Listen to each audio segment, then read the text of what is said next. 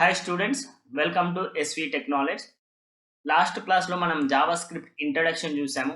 అంటే జావాస్క్రిప్ట్ అనేది ఎలాంటి లాంగ్వేజ్ అండ్ దాన్ని ఎవరు డెవలప్ చేశారు, ఏ ఇయర్లో, ఏ కంపెనీ వాళ్ళు, అండ్ చిన్న హలో వరల్డ్ ప్రోగ్రామ్ అనేది మనం చూసాము లాస్ట్ వీడియోలో. చూడకపోతే ఒకసారి ఇదే ప్లేలిస్ట్లో ఫస్ట్ వీడియో చూడండి. This is second video of JavaScript variables. So మనకు సి లాంగ్వేజ్లో తీసుకున్నా, C++లో తీసుకున్నా, లేకపోతే జావాలో తీసుకున్నా, ఇందులో తీసుకున్న వేరియబుల్ అనేది మాత్రం ఒక కాన్సెప్ట్ కంపల్సరీగా ఉంటుంది. Simply variable is a storage location given to the data. మనం తీసుకునే డేటాకి ఇవ్వబోయే స్టోరేజ్ లొకేషన్ని మనం ఏమంటాం? వేరియబుల్ అంటాం. లేదా ఈ వేరియబుల్స్ని ఏమనొచ్చు? Data container to store data. Okay, మనం జావాస్క్రిప్ట్లో ఎలా డిక్లేర్ చేస్తాం వేరియబుల్ని? సపోజ్ మనం ఇందులో సి లాంగ్వేజ్లో తీసుకున్నట్లయితే ఏం రాస్తాం? ఫస్ట్ డేటా టైప్ రాస్తాం, ఇంట్. ఓకే, నెక్స్ట్ వచ్చేసి వేరియబుల్ నేమ్ రాస్తాం. ఓకే, తర్వాత వాల్యూ రాస్తే రాస్తాం, లేకపోతే లేదు. అదేవిధంగా ఇక్కడ కూడా ఏం రాస్తాం? First keyword. Keyword means the type of the data and variable name and ఆ వేరియబుల్కి మనం ఇచ్చే వాల్యూ. సపోజ్ కీవర్డ్ అనేది ఏముంది? ఇంట్ అనుకుందాం. అంటే ఇంట్ అనేది కాదు, బస్ నేను ఎగ్జాంపుల్గా చెప్తాను. Int A equal to 5. This is in C language. Okay, మనకు దీంట్లో ఎలా ఉంటుంది అనేది కూడా నేను చెప్తాను. దానికంటే ముందు ఇక్కడ మనం ఒక కీవర్డ్ అని రాసాం కదా. So what is mean by keyword? మనకు సి లాంగ్వేజ్లో కీవర్డ్స్ ఉన్నాయి, అండ్ C++లో కూడా కీవర్డ్స్ ఉన్నాయి, అండ్ జావాలో కూడా కీవర్డ్స్ ఉన్నాయి. సో ఈ కీవర్డ్స్ ఏంటి అంటే ప్రీ రిజర్వ్డ్ వర్డ్స్ లేదా pre defined words in programming languages which have specific meaning. Already programming లాంగ్వేజ్లో బిల్ట్ ఇన్ లైబ్రరీస్లో ఒక స్పెసిఫిక్ మీనింగ్ ఇచ్చి రాసినటువంటి వర్డ్స్ని మనం ఏమంటాం? కీవర్డ్స్ అని అంటాం. సో ఈ కీవర్డ్స్లో చాలా టైప్ ఆఫ్ కీవర్డ్స్ ఉన్నాయి వేరియబుల్ని డిక్లేర్ చేయడానికి. ఇక్కడ తీసుకుంటే మనం వేరియబుల్ని డిక్లేర్ చేయాలంటే 3 టైప్స్ ఆఫ్ కీవర్డ్స్ ఉన్నాయి. కీవర్డ్ అంటే ఏంటి? Reserved word or predefined word in programming languages. లైబ్రరీలో ప్రీడిఫైన్ అయి ఉంటాయి, దానికి ఒక స్పెసిఫిక్ మీనింగ్ ఉంటుంది, దాన్ని ఇంకా మనం ఎక్కడ వాడడానికి కూడా ఉంటుంది చెప్తా. Okay, let, var, constant. These 3 are keywords used to represent the variable in JavaScript. జావాస్క్రిప్ట్లో వేరియబుల్ ఎప్పుడు వచ్చినా కూడా ఈ 3 కీవర్డ్స్తో కలిపి వస్తుంది. Suppose let name, var name, constant name. So ఈ లెట్, వేర్ అండ్ కాన్స్టాంట్ అంటే ఏంటి అంటే కీవర్డ్స్. ఈ నేమ్ అనేది ఏంటి అంటే వేరియబుల్ నేమ్. వేరియబుల్కి నేను ఒక నేమ్ ఇస్తున్నాను, అదేంటి? Variable name. సో ఆ వేరియబుల్ నేమ్కి వాల్యూ ఇవ్వాలి కదా. ఎస్వి టెక్, మన యూట్యూబ్ ఛానల్ నేమే ఇచ్చాను నేను, ఎస్వి టెక్. ఓకే, ఈ విధంగా అంటే ఇక్కడ నేను ఏం వేరియబుల్ ఇచ్చాను? స్ట్రింగ్ వేరియబుల్ ఇచ్చాను. ఫ్యూచర్లో తెలుస్తుంది, మనకు తెలుసు కలెక్షన్ ఆఫ్ క్యారెక్టర్స్ స్ట్రింగ్ అంటారని. ఇక్కడ నేను నెంబర్ ఏమి ఇవ్వలేదు, స్ట్రింగ్ వేరియబుల్ ఇచ్చాను. సో ఇక్కడ మనం నేమ్ అనేది ఇచ్చాం కదా. Name is a word which is used as variable name here. So ఈ నేమ్ ఇవ్వడానికి మనకు కొన్ని రూల్స్ ఉంటాయి. మనం సి లాంగ్వేజ్లో కానీ C++లో కానీ ఐడెంటిఫైయర్ రూల్స్ అని చదువుకున్నాం కదా. అంటే ఒక వేరియబుల్కి లేదా ఒక ఐడెంటిఫైయర్కి డిక్లేర్ చేయాలి అంటే, నేమ్ డిక్లేర్ చేయాలి అంటే కొన్ని రూల్స్ ఫాలో అవ్వాలి. సో ఆ రూల్స్ ఏంటి అంటే, ఫస్ట్ రూల్ వచ్చేసి name should not start with a number. So మనం వేరియబుల్ నేమ్ కానీ ఐడెంటిఫైయర్ నేమ్ కానీ ఇచ్చేటప్పుడు నెంబర్తోని ఇవ్వకూడదు. This is the first rule we have to follow. Second వచ్చేసి variable name cannot started with can be started with $_ alphabet. నెంబర్తో start అవ్వద్దు, first condition. మరి దేనితో స్టార్ట్ అవ్వాలి అంటే డాలర్ సింబల్తో స్టార్ట్ అవ్వచ్చు, లేదా _ సింబల్తోని, లేదా ఆల్ఫాబెట్స్తోని స్టార్ట్ అవ్వచ్చు. అంటే స్టార్టింగ్ అనేది నెంబర్ ఉండొద్దు, బట్ మధ్యలో ఎక్కడైనా ఉండొచ్చు. Variable name should not be same as keyword.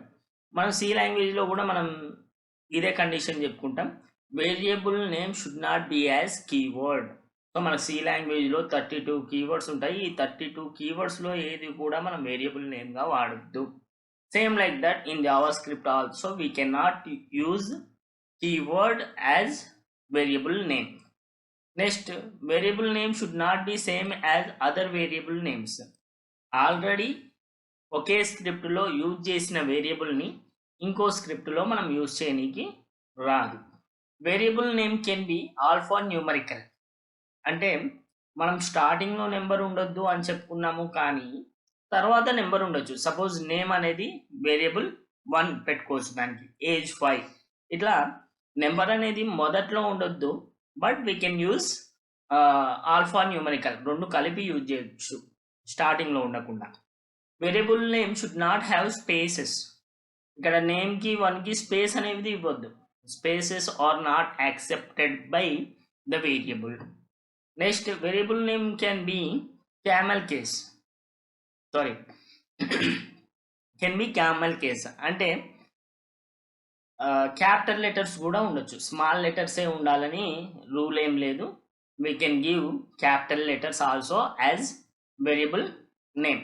So ఇక్కడ మనం ఒక సింపుల్ ప్రోగ్రామ్ రాస్తున్నాం వేరియబుల్ నేమ్కి. దిస్ వన్, లెట్, మనం కీవర్డ్ చెప్పుకున్నాం కదా, లెట్ నేమ్ ఎస్విటెక్, var age 25, constant gender male. So ఇవి మనం ఇన్పుట్స్ ఇచ్చాం.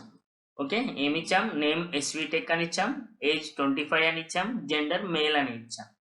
దానికి సంబంధించిన కీవర్డ్ లెట్, వేర్, కాన్స్టాంట్ అనేవి ఇచ్చాం. సో అవి అవుట్పుట్ మనకు రావాలి అంటే మనం ఫస్ట్ ప్రోగ్రామ్ ఏం చెప్పుకున్నాం? హలో వరల్డ్ ప్రోగ్రామ్ చెప్పుకున్నప్పుడు కన్సోల్ లాగ్ అనేది, console.log అనేది మనకు output. console.log name, console.log age, console.log gender, ఈ మూడు. సో ఇది అవుట్పుట్ ఎలా వస్తుందో కూడా మనం చూద్దాం ఇప్పుడు ఆన్లైన్లో.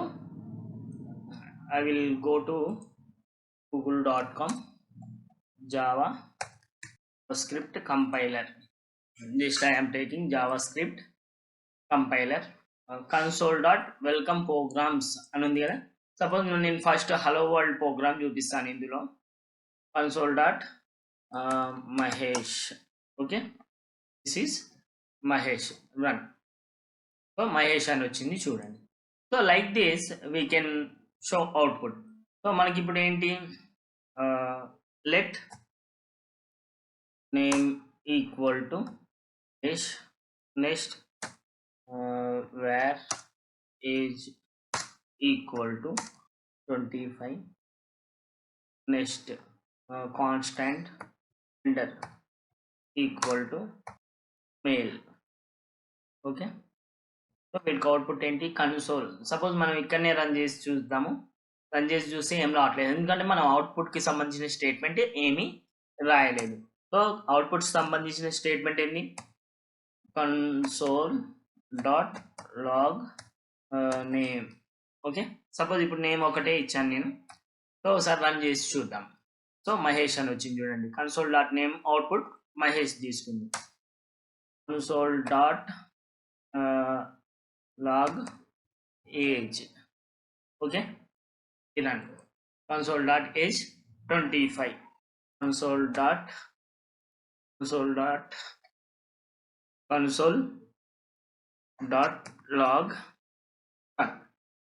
సో ఇక్కడ మనం చూడొచ్చు, సారీ కామా వచ్చింది, ఇక్కడ ఫుల్ స్టాప్ పెట్టాలి కదా, డాట్ రన్. సో ఎర్రర్ అయితే అలా వస్తుంది. So Mahesh 25 male. ఈ విధంగా మనం జావాస్క్రిప్ట్ అవుట్పుట్ అయితే చూడొచ్చు. Run Mahesh 25 male. ఈ విధంగా మనం వేరియబుల్స్ని లెట్, వేర్ అండ్ కాన్స్టెంట్ అనే 3 కీవర్డ్స్తో ఇలా డిక్లేర్ చేయొచ్చు. ఇక్కడ డబుల్ కోట్స్ ఎందుకు పెడతాం? మనం స్ట్రింగ్స్ వచ్చినప్పుడు డబుల్ కోట్స్ పెడతాము, సిలో అయినా, C++లో అయినా, జావాలో అయినా. ఇక్కడ 25కి అవసరం లేదు, ఎందుకంటే దట్ ఈస్ ఏ నెంబర్ కాబట్టి. సో ఈ విధంగా మనం వేరియబుల్స్ని డిక్లేర్ చేయొచ్చు. నెక్స్ట్ వచ్చేసి నెక్స్ట్ క్లాస్లో మనం డేటా టైప్స్ గురించి చూద్దాము. ఇంకా ఎవరైనా సబ్స్క్రైబ్ చేసుకొని వాళ్ళు ఉంటే ఈ ఛానల్ని please do subscribe to my channel JavaScript మొత్తం విత్ హ్యాండ్ రిటెన్ నోట్స్ క్లియర్గా నేను ఎక్స్ప్లెయిన్ చేయడానికి ట్రై చేస్తాను. అండ్ మీ ఫ్రెండ్స్తో కూడా షేర్ చేసుకోండి.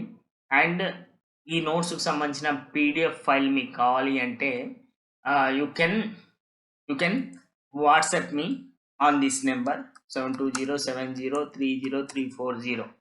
ఈ నెంబర్కి మీరు వాట్సాప్ జావాస్క్రిప్ట్ పీడిఎఫ్ అని వాట్సాప్ చేస్తే నేను నా పీడిఎఫ్ అంటే ఈ hand written notes PDF total 100 క్లాసెస్కి సంబంధించిన పీడిఎఫ్ కూడా నేను ప్రొవైడ్ చేయగలను. ఓకే, ఇలాంటి మరిన్ని క్లాసెస్ కోసం ప్లీజ్ డూ సబ్స్క్రైబ్. నెక్స్ట్ క్లాస్లో మనం జావాస్క్రిప్ట్లో వేరియబుల్స్ తర్వాత డేటా టైప్స్ గురించి నేర్చుకోబోతున్నాం థర్డ్ క్లాస్లో. So thank you for being here. This is signing off Mahesh. Please do subscribe to my channel SV Tech Knowledge. Goodbye. See you in next class.